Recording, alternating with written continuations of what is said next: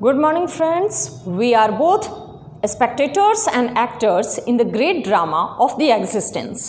दोस्तों, आप लोगों ने एक बहुत ही अच्छी दोहे की लाइन पढ़ी होगी और नहीं पढ़ी होगी तो चलिए एक बार हम लोग इसे देखते हैं कि हम किस वाक्य को दोहराना चाहते हैं। तो एक कवि उन्होंने बहुत अच्छी बात लिखी थी कि जो तिल माही दिल है, जो चकमके में आग, तेरा साई तुझ में है, जाग सके तो जाग। मतलब कहने का कि आप सिर्फ अपने आप में इतने पर्याप्त हैं, आप में वो शक्तियां हैं कि अगर जागृत करें तो बखूबी हम लोग उस चीज़ों पे हौसला बनाए हुए आगे बढ़ते हैं और बढ़ सकते हैं। तो आज हमारे बहुत ही इम्पोर्टेंट चैप्टर का डिस्कशन होने जा रहा है जिसको हम लोग नाम देते हैं प्रीपोजिशन का। दोस्तों, ये प्रीपोजिशन क्या है? तो प्रीपोजिशन होता क्या है? तो preposition is a relating word. Preposition is a क्या? Relating word. प्रीपोजिशन हमारा रिलेटिंग वर्ड है जो हमारे पोजीशन को इस्टेब्लिश करता है, पोजीशन को बताता है। Preposition is a relating word. Preposition क्या है? रिलेटिंग वर्ड है जो हमारे रिलेशन को या पोजीशन अवस्था को बतलाता है। देखिए, प्रीपोजिशन एक ऐसा चैप्टर है कि देखिए हमेशा याद रखिए पोजीशन बदलता है, तो पोजीशन बदलेगा इसका मतलब प्रीपोजिशन बदलेगा। प्रीपोजिशन कभी फिक्स नहीं रहता है। ये इतना खूबसूरत चैप्टर है कि जब हम लोग रिलेशन बदलते हैं, प्रीपोजिशन का चेंजिंग हम लोग को देखने को मिलता है। पोजीशन बदलते हैं, प्रीपोजिशन बदलता है। मतलब कहने का कि एक प्रीपोजिशन कभी भी फिक्स नहीं रहता है आपके सेंटेंस में। क्लियर है? लेकिन हाँ, अगर हम यूजेस ऑफ प्रीपोजिशन को देखते हैं तो आप लोग वहाँ से सीख सकते हैं कि कैसे हम इस बदलते हुए चीज़ों का बहुत अच्छे से प्रयोग कर देते हैं सेंटेंस में, वाक्य में। ठीक है दोस्तों, याद रखिएगा प्रीपोजिशन के बाद दो ही पार्ट्स ऑफ स्पीच आएगा, in the form of noun और in the form of pronoun. Got it? In the form of noun और इन द फॉर्म ऑफ क्या? प्रोनाउन। प्रीपोजिशन का दो ही ऑब्जेक्ट, या तो नाउन या तो प्रोनाउन। प्रीपोजिशन का कोई और ऑब्जेक्ट हो ही नहीं सकता। तो चलिए हम लोग यूजेस ऑफ प्रीपोजिशन में चले आते हैं और यूजेस ऑफ प्रीपोजिशन हमसे क्या कहता है। तो तीन ऐसे, हाँ, लेकिन प्रीपोजिशन को पढ़ने के लिए कभी भी आपको उसका हिंदी पे नहीं जाना होगा। प्रीपोजिशन को पढ़ने के लिए उसके हिंदी को भूलना पड़ेगा। ठीक है, अब चले हम लोग कहते क्या हैं, एक यूज देखिए आप, बाई। बाई का मतलब से, अगर हिंदी पे चले आए तो ठीक है, विथ और फ्रॉम, ये तीनों का हिंदी मतलब क्या निकलता है? से। हिंदी में तो एक से काम चल जाएगा ना दोस्तों, लेकिन हमारे इंग्लिश में ये फ्लक्चुएशन देखने को हमें मिलेगा। कैसे मिलेगा? बाय, विथ और फ्रॉम। तो चलिए सबसे पहले हम लोग बाय के यूज को देखते हैं। ठीक है, तो बाय हमारा क्या कहता है, इस चीज को हम लोग देखें। देखिए बाय में अगर कोई काम किसी व्यक्ति विशेष के द्वारा या किसी अन्य के द्वारा संपादित किया जाता है या पूरा किया जाता है तो हम लोग उसे बाई का नाम देते हैं। किसका नाम देते हैं? बाई का नाम देते हैं। जैसे अगर हम कहें आपसे कि this book has been written ... Satish. ठीक है, this book has been written ... Satish. Clear है? तो this book has been written by क्या? Satish. This book has been written by क्या? सतीश। अच्छा, ये पहला एग्जाम्पल। तो इसका दूसरा अगर हम देते हैं क्या कि this boy was beaten, this boy was beaten ...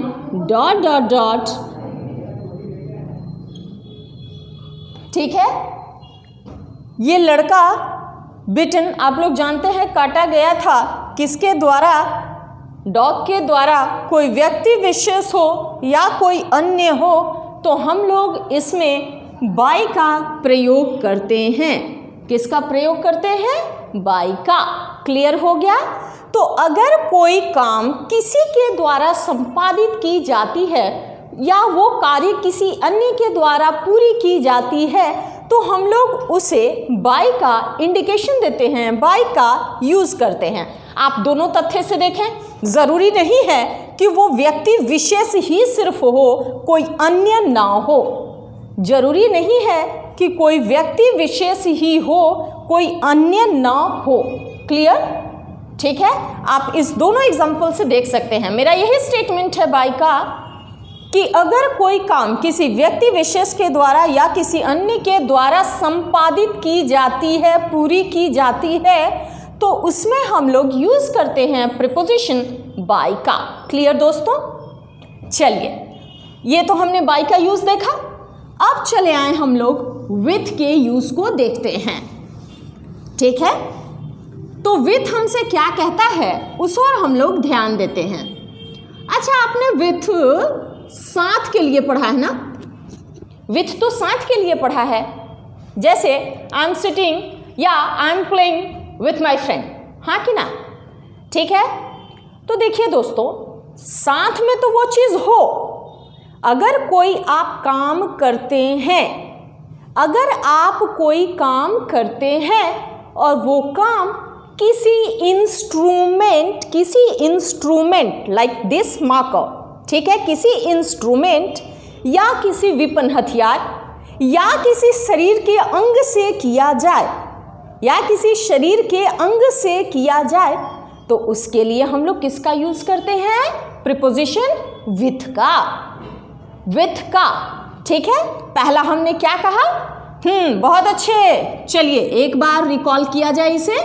अगर कोई काम किसी इंस्ट्रूमेंट, किसी विपन या शरीर के किसी अंग के द्वारा की जाती है तो उसे हम लोग कौन से प्रीपोजिशन से इंडिकेट करते हैं? विथ से। किससे? विथ से। चलिए, हमने 3 का नाम लिया ना, तीनों को एक बार देख लेते हैं। क्लियर? ठीक है। तो 3 कौन कौन से एग्जाम्पल? पहला वाला अगर हम लिखते हैं क्या? चलिए, तो I am writing dot dot dot a pen. Clear हो गया। दूसरा लिखते हैं क्या कि he hit me dot dot dot his leg. Clear. तीसरा लिखते हैं the teacher was beating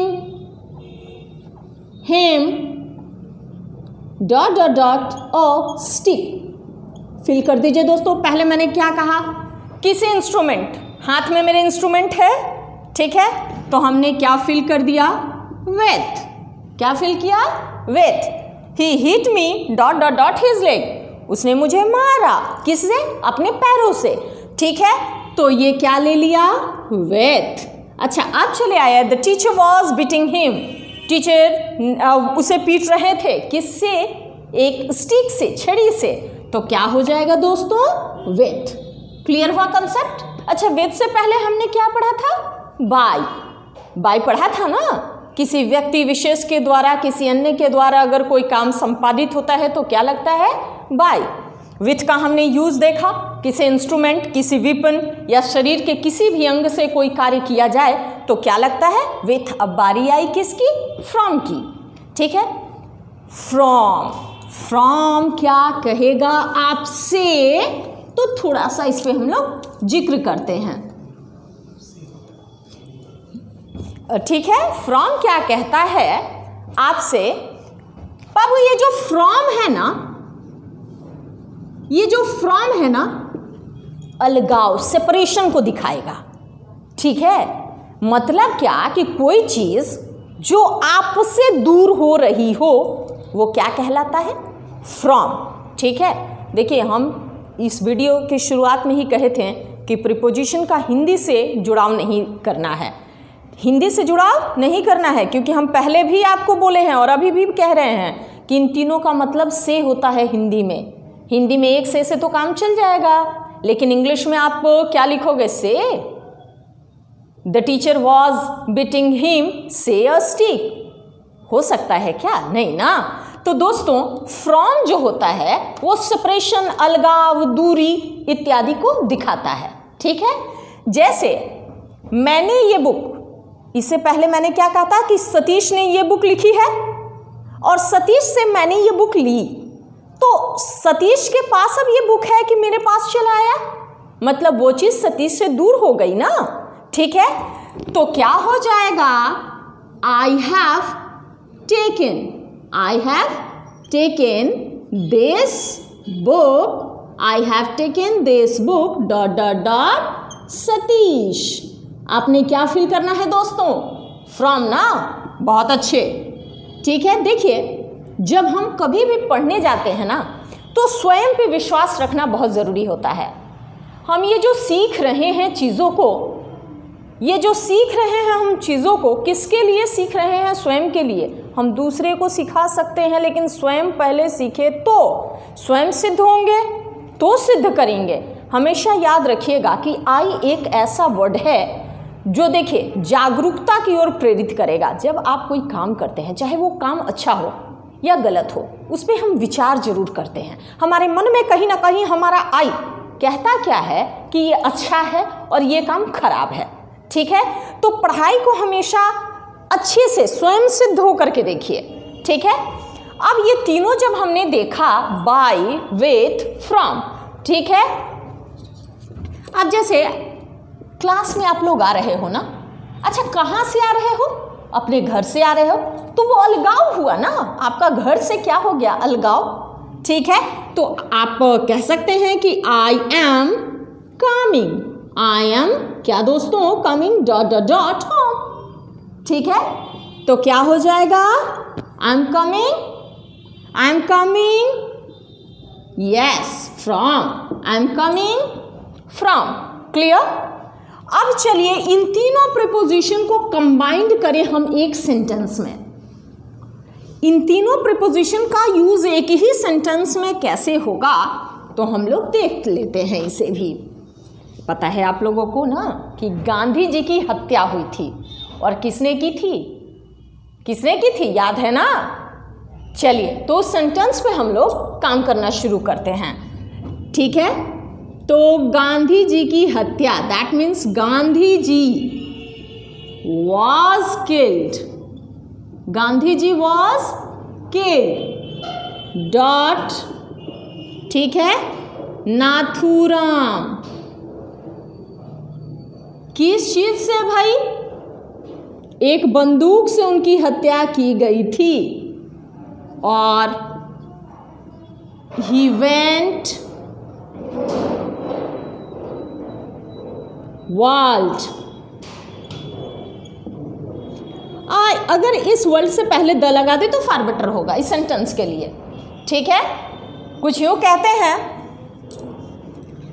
and he went dot the world. अब चले हम लोग, गांधी जी वॉज किल्ड। ठीक है, चलिए दोस्तों ये 3 प्रीपोजिशन हमने पढ़ा है। क्या पढ़ा? By, with, from.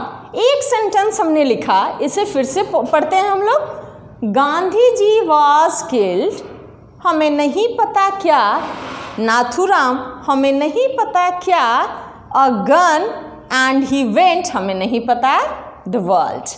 ठीक है, अच्छा ये जो काम संपादित किया गया किसी व्यक्ति विशेष के द्वारा ना, किसी व्यक्ति विशेष के द्वारा ये काम किया गया। तो बाबू जहां व्यक्ति विशेष के द्वारा काम किया गया था, तो आप कौन से प्रीपोजिशन की ओर मूव कर रहे थे? बाय की ओर ना। बहुत अच्छे, आपका जवाब बहुत अच्छा लगा।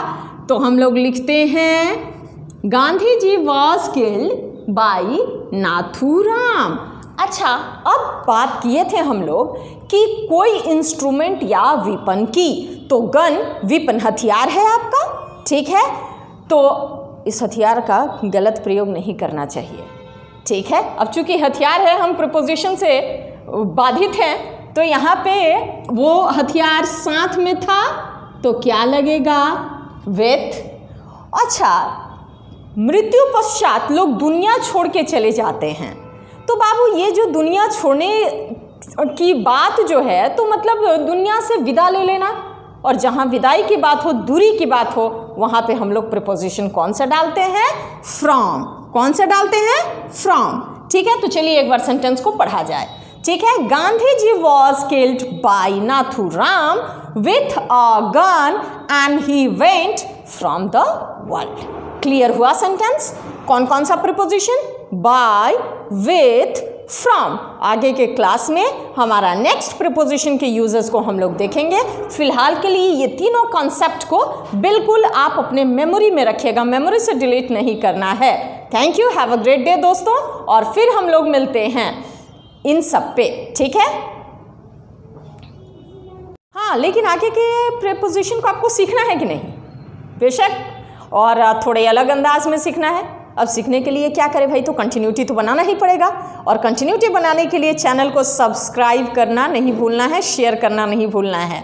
दोस्तों, चैनल सब्सक्राइब कीजिए, कंसेप्ट लीजिए, और फिलहाल के लिए थैंक यू।